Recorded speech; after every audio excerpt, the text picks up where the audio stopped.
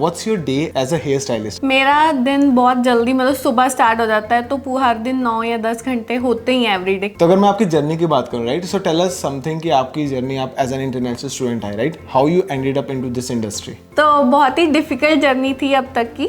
मेरे से 10 घंटे काम करवाया और मेरे को बाद में बोला कि ये तो सिर्फ आपकी ट्रेनिंग थी, इसका हम आपको पे नहीं करेंगे। From the point you got your PR and you decided you want to get into this industry till the point you actually got your first job in a salon, तो वो सारी journey के बारे में बताइए। मैंने बहुत रिसर्च की क्योंकि मैं हैलिफैक्स से हूँ, तो मेरे को वहीं पे ही देखनी थी। बट जब आप ये 1 साल का कोर्स परस्यू कर रहे थे, तो आपके लिए सबसे चैलेंजिंग चीज़ क्या थी, या फिर मतलब क्या आपको सबसे टफ चीज़ लगी कि जो अचीव करना बहुत मुश्किल था इस पूरे 1 साल में आपके प्रोग्राम में? मुश्किल ऐसे सारा कुछ होता है क्योंकि एकदम से आपको दोबारा से लाइफ का रीसेट बच जाता है कि आपको दोबारा से अपने एक्सपेंसेस को मैनेज करना, अपने एक किस्म का आपको अपने शौक भी साइड पे रखने पड़ते हैं उस टाइम पीरियड के लिए। कैसे अगर किसी और को इस इंडस्ट्री में आना हो, what are the steps that they should be following, right?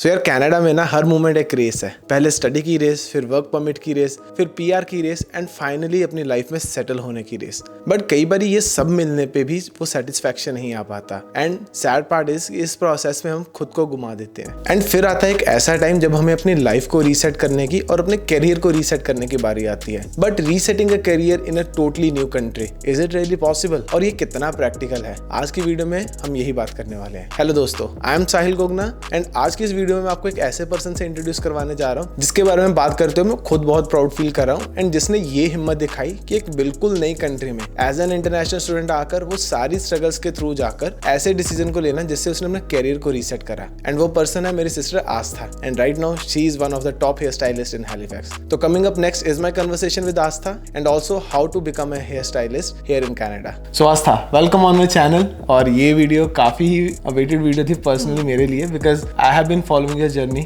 शुरू से लेके अब तक, right, and I feel really proud कि मेरे को आज ये वीडियो करने का मौका मिल रहा है। So welcome on my channel. Thank you भैया for having me on your channel. Finally वो टाइम आ गया जब आप मेरी इंटरव्यू ले रहे हो बैठ के ऐसे। But I was waiting for this moment. Life के उस स्टेज में हो कि मैं आप पूरी जर्नी के बारे में बात करूँ, right?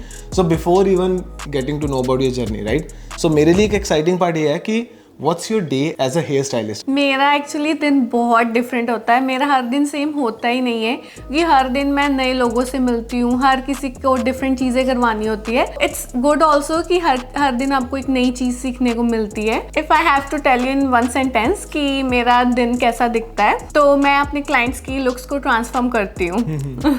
So you transform the looks of your client.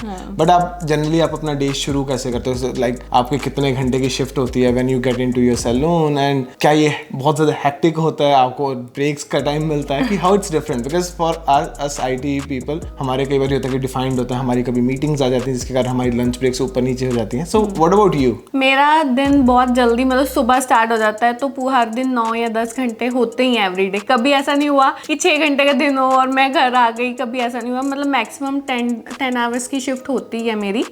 तो उसमें मेरे क्लाइंट्स ऑलरेडी प्री बुक होते हैं क्योंकि मेरा वीक बहुत मतलब बिजी चल रहा है क्योंकि समर टाइम आ रहा है। तो मेरा पूरा वीक बहुत बिजी होता है, तो एक वीक पहले ही मेरे को कंसल्टेशंस करनी होती है क्योंकि कलर का थोड़ा क्रिटिकल पार्ट होता है कि हर किसी की कलर की हिस्ट्री, हर किसी के हेयर की हिस्ट्री पूछनी होती है। तो अगर मैं आपकी जर्नी की बात करूं, right, so tell us something कि आपकी जर्नी, आप एज एन इंटरनेशनल स्टूडेंट है, right, how you ended up into this industry? Still मतलब मुश्किल है, कुछ भी इजी नहीं है, बट पहले से मतलब कंपेयर किया जाए अब तो बहुत स्मूथ चल रहा है। मैं 18 ईयर्स की थी जब मैं कनाडा आ गई, तो आई वॉज दैट किड की जो घर से कभी बाहर ही ना निकला हो, पेरेंट्स के बिना या आपके बिना, आपको पता मैं कभी बाहर ही निकली। तो बहुत ही दुनिया बहुत ही डिफरेंट थी। तो मैं घर से बहुत दूर आ चुकी हूँ। मेरे को तब रियलाइज़ हुआ जब मैंने, अब भी याद है जब मैंने फर्स्ट वीडियो कॉल की घर पे और आप तीनों साथ बैठे थे, तो मैं एयरपोर्ट पे थी। जब मैंने आप तीनों को देखा मैं वहीं रोने लग पड़ी। मेरे को तब रियलाइज़ हुआ कि मैं कितनी दूर आ गई हूँ आप लोगों से। जब यहाँ पे आई फिर उसमें चीज़ें मतलब और एक्सपीरियंसेस मेरे बहुत बुरे गए। तो वैसे तो बहुत एक्सपीरियंसेस बुरे गए, नॉट बुरे कि सीखने को बहुत कुछ मिला, बहुत टफ था। फर्स्ट एक्सपीरियंस मेरे को अभी भी याद है कि फर्स्ट जॉब मेरी जो थी तो मैंने रेस्टोरेंट में की थी, तो तब वहाँ पे मेरे को पता चला कि हाँ काम मिल रहा है, तो मैं चली गई। मेरे से 10 घंटे काम करवाया और मेरे को बाद में बोला कि ये तो सिर्फ आपकी ट्रेनिंग थी, इसका हम आपको पे नहीं करेंगे। तो उस टाइम पे इतना मेरा दिल टूटा, क्योंकि एक तो आपको पता है कि इंडिया में हमने ऐसे कभी काम किए ही नहीं होते, और ऊपर से वो मेरे को अभी याद है फर्स्ट टाइम वो सेफ्टी शूज़ पहने थे तो पैर इतने दर्द हो रहे थे, और ऊपर से जब वो बोलते हैं कि आपको पे नहीं करेंगे तो ऑफ कोर्स बहुत बुरा लगता है। तो नेक्स्ट डे का मैंने पूछा कि पे रेट वगैरह क्या है, तो मेरे को कहते हैं कि $7 पर आवर पे आपको रखेंगे। हाँ, और वो भी कैश पे, इवन दो मेरे पास प्रॉपर सिन नंबर प्रॉपर अपना था। I was allowed to work 20 hours per week. तो हाँ बिल्कुल, तो मैं उनको बोला मैं सोच के बताऊंगी। घर आके मेरे को याद है मैंने आपको फ़ोन किया, तो मेरे को आपका शुरू से बहुत सपोर्ट रहा है। आपने बोला कि नहीं तू काम पे जा ही नहीं रही तो फ्री रह ले, तो घर रह ले, लेकिन तेरे को ऐसा काम करने की ज़रूरत नहीं है। इट्स ओके कि टाइम लगता है, धीरे धीरे तेरा जॉब सेटल हो जाएगा, लेकिन कोई बात नहीं, टेंशन न ले, we are here for you. Right, and to add upon this I think there is also a part of the emotional struggle, right, कि पहले तो आप अपने घर से दूर आ गए, then it's about the part time jobs, and then it's more about कि आपको रूममेट्स कैसे मिलते हैं। लोग सोचते हैं यहाँ पे कि आप छोटी एज में आए हो कि आपको मतलब उनको अपने अकॉर्डिंग कर लेते हैं, क्योंकि उस टाइम पे इतनी समझ नहीं होती ना कि इंडिया में कभी मैं शुरू से फैमिली में रही हूँ, कभी लोगों से ऐसे मेरा पड़ा ही नहीं कि हाँ कि लोग मेरे को ऐसे मतलब चालाक मिले या जो भी कहो ना कि क्लेवर मिले। और अगर बात करो दोस्तों की, वो तो मेरे बस बहुत ही रेयर है अभी भी। बहुत ही मतलब लोग आपको यहाँ पे क्लेवर मिलेंगे, दोस्ती भी मतलब कि कोई निभाता है यहाँ पे। तो मेरे को अभी भी याद है कि मेरी एक फ्रेंड है, अब भी मेरे साथ हैं वो फर्स्ट मतलब रूममेट थी, कि जिनके साथ मैं जितना टाइम, क्योंकि अब जब हैलिफैक्स में मूव होने से पहले जितना टाइम मैं टोरंटो में रही हूँ तो उनके साथ में रही हूँ उतने साल। हमने बहुत कट्ठे धक्के खाए हैं तो बहुत सारी हमने स्ट्रगल साथ में की हैं। यहाँ पे टोरंटो तक की जर्नी बहुत अच्छी थी मेरी। उसके बाद मेरे को पीआर की वजह से हैलिफैक्स मूव होना पड़ा, तो वहाँ पे एक नई बिल्कुल लाइफ स्टार्ट हुई। ऐसा फील हो रहा था कि मैं जैसे इंडिया से दोबारा आई हूँ, मतलब एक दोबारा रीसेट बच गया था पूरी लाइफ पे। दोबारा से वही 2 बैग्स पैक करके अपने पूरा यहाँ पे छोड़ के, अपना फ्रेंड सर्कल, अपनी वो सारी चीजें छोड़ के एकदम, क्योंकि वहाँ पे भी मेरे को कोई नहीं जानता था हैलिफैक्स में। बस पता नहीं एक भगवान का आशीर्वाद बोलो वो था सिर पे कि इतना अंदर करे आ जाता था, कोई भी डिसीजन लेना होता था। इट वाज हार्ड लेकिन सब वर्थ इट था। एंड अगर मैं बात करूँ ब्यूटी इंडस्ट्री की या हेयर स्टाइलिंग इंडस्ट्री की, राइट, सो आपने ये शिफ्ट कब बनाया? When did it come to your mind कि यार मेरे को इस इंडस्ट्री में जाना है?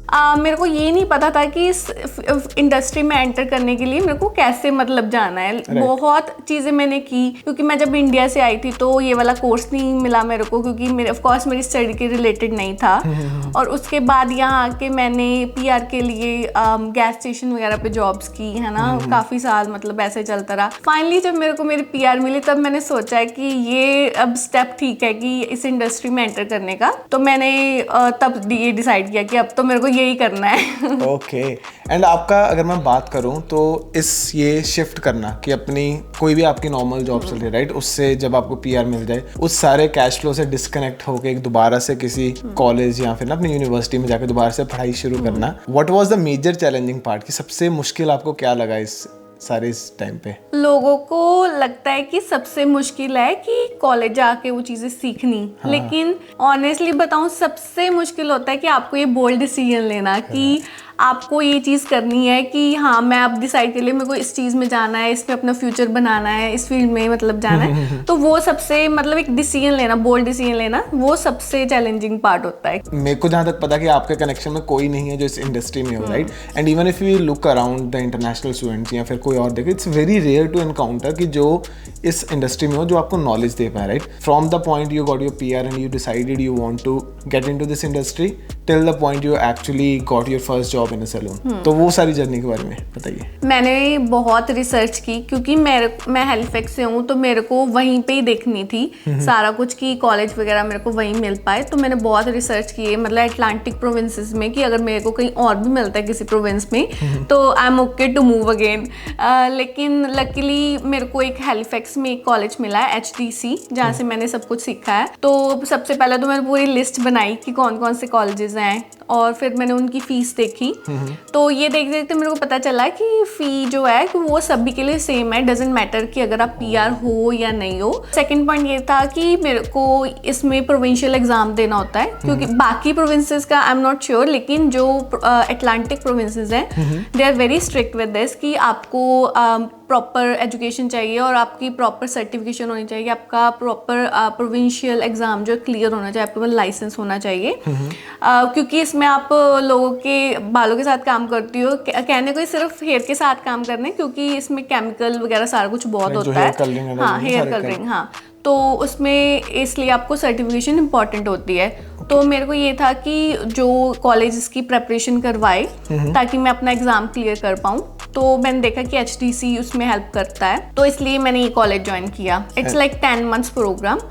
तो उसमें क्या होता है कि एक ही मंथ मैं क्लासरूम में थी जिसपे हमें मैनिकन हेड्स, डमीज पे प्रैक्टिस करवाते थे. ताकि इवन केमिकल से काम करना है, रियल हेड्स से पहले हम डमीज पे काम करते थे. 1 महीना चला ये? हाँ, ये 1 महीना चला. और बाकी के जो 9 months थे वो मैं फ्लोर पे थी. लाइक हैंड्स ऑन प्रैक्टिस करवाते हैं, हमारे वहाँ रियल मतलब क्लाइंट्स आते हैं. वो पे कम करते हैं कॉलेज को, लेकिन हमारी उससे क्या प्रैक्टिस होती है लोगों पे. Okay. And how did you manage your expenses? और पर्टिकुलरली इस प्रोग्राम की फीस कितनी थी? इसमें मेरी ट्यूशन फी थी 15,000. उसमें हमें किट भी प्रोवाइडेड थी जिसमें आपको सारे टूल्स और जो भी कोर्स में सीखने के लिए चीज़ें चाहिए वो सभी उन्होंने प्रोवाइड की थी. प्लस आपको थ्योरी के लिए वो बुक्स प्रोवाइड करते हैं ताकि आप पढ़ सको, क्योंकि थ्योरी भी बहुत ज़रूरी है इसमें. सारी आपको इन्फेक्शन कंट्रोल सभी चीज़ों के बारे में सीखने को मिलता है. तो एवरी वीक आपके एग्ज़ाम होते हैं, थ्योरी प्रैक्टिकल दोनों एवरी वीक होते थे. वीक में सिर्फ 1 दिन छुट्टी मिलती थी, संडे. उसमें भी ऐसे था ऑफ कोर्स सिर्फ संडे के लिए आपको कोई पार्ट टाइम जॉब नहीं देता. तो ऊपर से पूरे वीक का जो प्रेपरेशन होती थी कि एग्ज़ाम वगैरह की, वो तैयारी करनी होती थी मेरे को. ऑनेस्टली ये जर्नी मतलब इम्पॉसिबल थी भैया के बिना, क्योंकि फैमिली बहुत इंपॉर्टेंट रोल प्ले करती है इस जर्नी में. कि आपने शुरू से बोला है कि तू कर, तेरे को जो करना है, कि I will be always there for you, कि अगर तेरे को किसी चीज़ की भी ज़रूरत है तो I am so grateful for that. Thank you so much. But जब आप ये 1 साल का कोर्स परस्यू कर रहे थे, आपके लिए सबसे चैलेंजिंग चीज़ क्या थी, या फिर मतलब क्या आपको सबसे टफ चीज़ लगी कि जो अचीव करना बहुत मुश्किल था इस पूरे 1 साल में आपके प्रोग्राम में? मुश्किल वैसे सारा कुछ होता है, क्योंकि एकदम से आपको दोबारा से लाइफ का रीसेट बच जाता है कि आपको दोबारा से अपने एक्सपेंसेस को मैनेज करना, अपने एक किस्म का आपको अपने शौक भी साइड पे रखने पड़ते हैं उस टाइम पीरियड के लिए. और उसके बाद ऊपर से पढ़ना, है ना, एक्सपेंसेस मैनेज करने.